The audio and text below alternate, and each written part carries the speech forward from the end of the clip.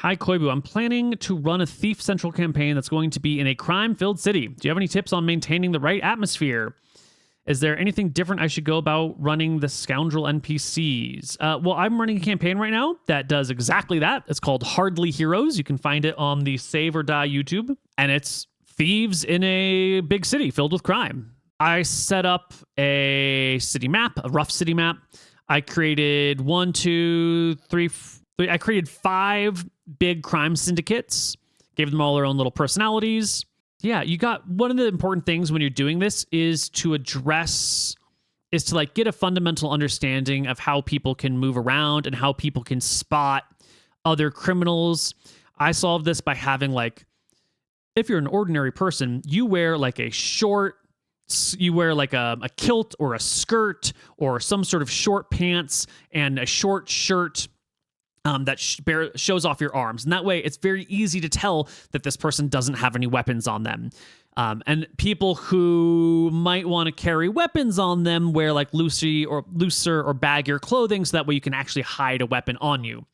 And no one wears armor or carries shields or carries like real weapons of war, because if you carry weapons or armor or shields or weapons of war or something like that, obviously on the outside, it means that you have money, you have wealth. And unless you're traveling in a whole big group of such armed people, like if you just got your armor on and you're walking on the street, you're just going to get jumped by some folks and they're going to rob you because you've got stuff and your armor is worth something and your weapons are worth something. And, I don't care if you've got weapons and armor. If it's one of you versus my 10 buddies are going to wreck you hardcore. That helps kind of divide the city into civilians and players in the game, like criminals and constables. And then I also try really hard with my NPCs to enforce a perspective of, if you kill someone, their friends will try and kill you. If you rob someone, they might be mad at you, but they'll blood meets blood.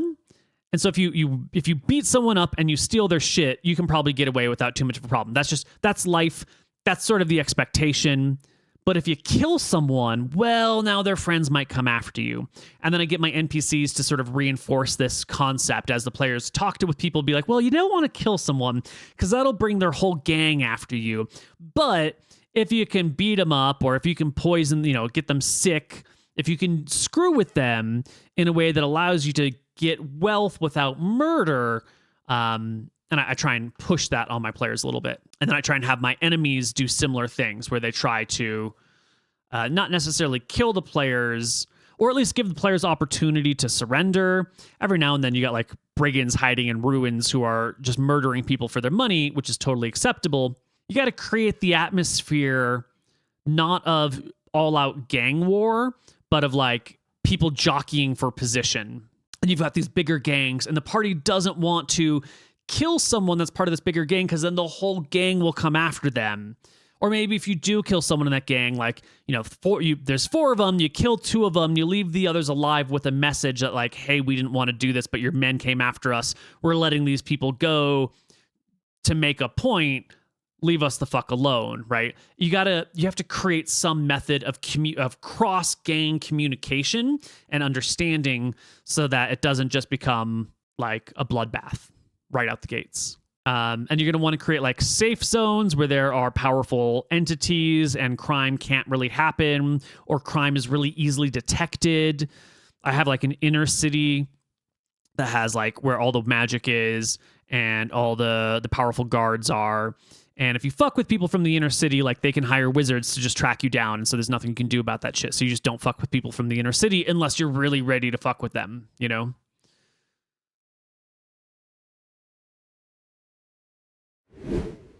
Rochwalden says PCs used to be criminals, thieves, etc. in a big city. They get set up and caught, put in jail for 4 years, very unusual, normally execute, eventually freed by some secretive people, promised to reveal who set them up 4 years ago in return for some dirty work. Campaign starts here at level 3. How much information to give their players on what their characters would have known from their crime life? Do we need a document telling them how crime works, etc., since their characters should have known this? It's always tempting to do that, but you really got to read your players. Some players you can hand a 7-page document to, and they will ravenously read that 7-page document 3 times over, and they're in. Other players, even players who love D&D and are super into the game, they're not going to sit down and read that shit. Okay? You ever have a game with some players, like friends of yours, and you're like, hey guys, let's play Dungeons & Dragons, but before we do, I need you to read the player's handbook. That used to be my requirement for playing with me, is that you must read the player's handbook before we start. And I got a few friends to do it, and then a whole bunch of friends who I would lend my copies to, and they wouldn't read the book. So you got to know your audience. If your PCs would read these things, then yeah, go for it if you're interested in it. But you don't need to. Your players will never fully understand the world like their characters ought to. Your players are never going to fully understand crime as well as their characters would, because even you and I'm hoping you and I don't understand crime that well, Roche. Maybe you're a very capable criminal who has great insight into these things. But we're going to have to make this stuff up. We're going to have to improvise. So you don't need to make that document. What I'm really seeing here is that these players, like in order to break someone out of jail, you're going to need something from them. And not just like random crime. If you're going to break some folks out of jail, there's going to be a reason why you went to lengths to free these people. You're probably not doing it out of the good of your heart. You're probably not doing it just because you want them to like work for you and do some crime. There's probably some bigger, darker reason in the background. And maybe you tell the players, maybe you don't. I don't know what the reason these characters were jailed. I mean, they were doing crime, but they weren't executed, right? They were just jailed. So who spared their life? Why was their life spared? Why is there a group, an interested party out there who wanted to keep the players alive? And why is there an interested party out there who wanted to break the players out of jail? These are very fascinating questions. Okay, you've got those reasons figured out. Excellent. Excellent. If you want to produce some light documents for them, you could produce something that has some very round principles.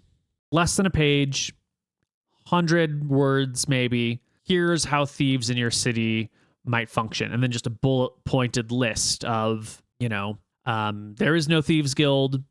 Everyone's out for themselves, but don't work with cops. That's the general rule. Like, you can't trust a thief unless you're both facing a lawman, and in which case you can't trust them to help you, but you can trust them not to help the lawman. That sort of thing. Or maybe, there is a thieves guild. If you are doing crime, you must pay 10% to this guild, or else people have a way of talking about things.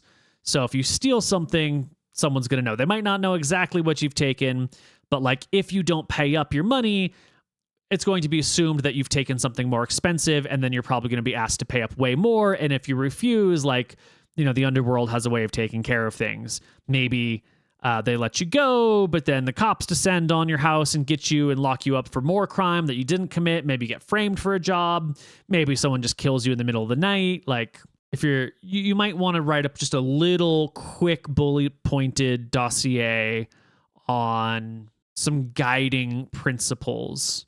Don't go after the king. We don't want that much attention. Maybe you're all a little bit, nice thieves. Don't steal from the common people. Don't take anything that would that would really hurt a family. Don't steal from the farmers. Only steal from the foreigners who are in the area, those from out of town.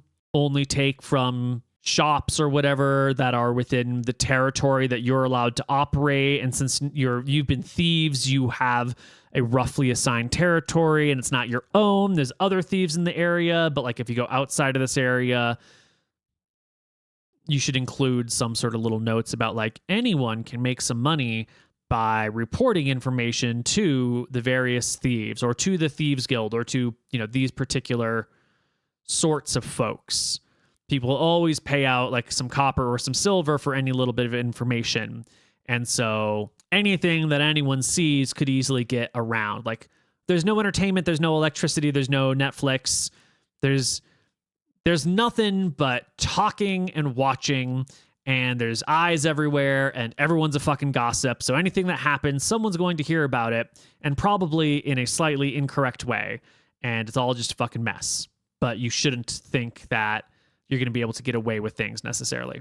The main issue is that the PCs are not newcomers in some area. They've spent their lives here, so I want them to have locations, events, some characters still known to them. I think the best way to do this is actually to let your players decide the stuff ahead of time. You can tell them, like, hey, you're the thieves in this area, you've grown up here. So why don't you each tell me about a location that is personal to you? And one person will be like, oh yeah, the taqueria down the street, love that place. And someone else will be like, oh, I've got the secret alleyway where I used to like store my wealth when I'm being chased. And someone else will say, oh, well, I know this guy, he likes to buy and sell gems, and as he's a traveling gem merchant, he's also a bit of a smuggler, and he buys other things and then goes and sells them in other towns where people won't notice that they were missing. Someone else will say, oh yeah, the bar where the Thieves Guild is, or whatever.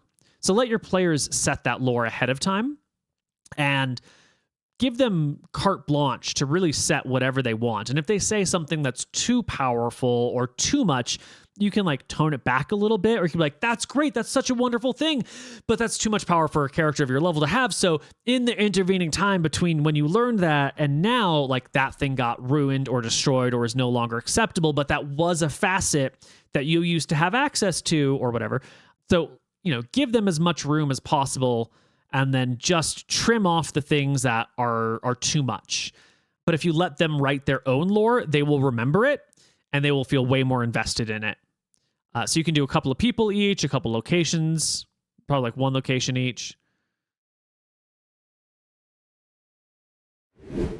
How do you make thieves feel important in 2nd edition, where wizard can cast invisibility and open any lock, and fighters can outshine them in combat?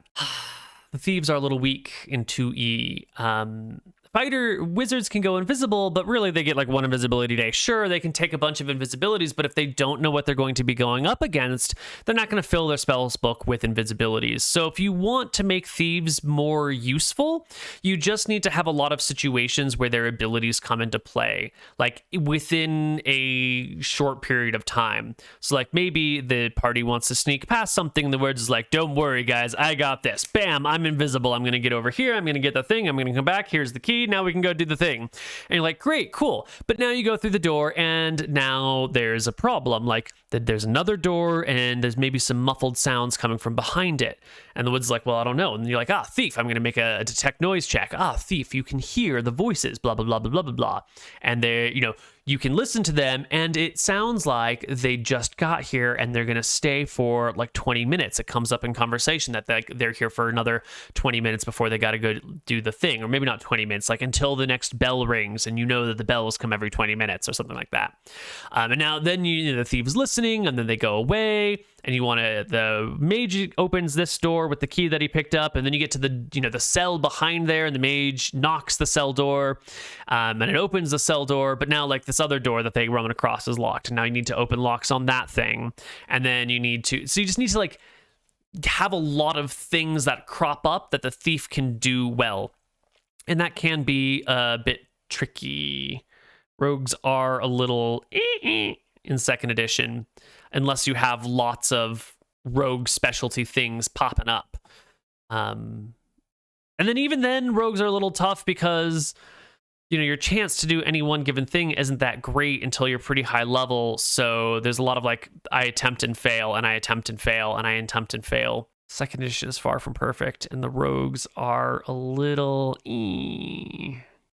That's why in my rogue rework, when it came to lock picking, I changed it so it wasn't like you need this skill to pick this lock, and if you don't have the skill, you can't do it. You compare your skill of picking locks to the lock's skill, and then you roll a die for how long it would take you to do it. And the If you have lockpick 10 and you're picking a 10 lock, it's going to take you like 10d10 rounds to pick it. So it's going to take you like an hour and a half to do it. But you can do it. It's just going to take you a really long time.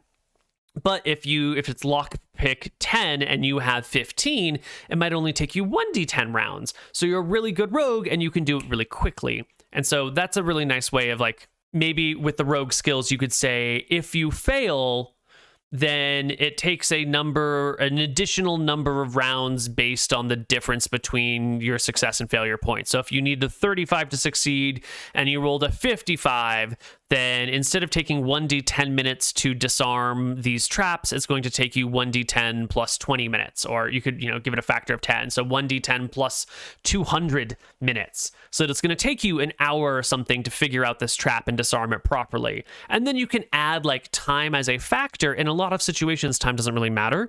Then the rogue has a use that they can do. And then in situations where it's a little bit more tense, then maybe, oh, you didn't succeed. You go to do the lock and you go to disarm the trap and you realize it's a really complicated trap and that you don't know exactly how to do it. And if you had time, you could totally figure it out, but you don't have time because the monsters are coming. And now what are you going to do? So if you can find a way to inject time as an element for the rogue, you can make the rogue a hell of a lot more useful. But then you still need to put a lot of rogue type stuff in the way in order for them to like max out that use or skill. The nice thing about the rogue is that they always have their abilities all the time.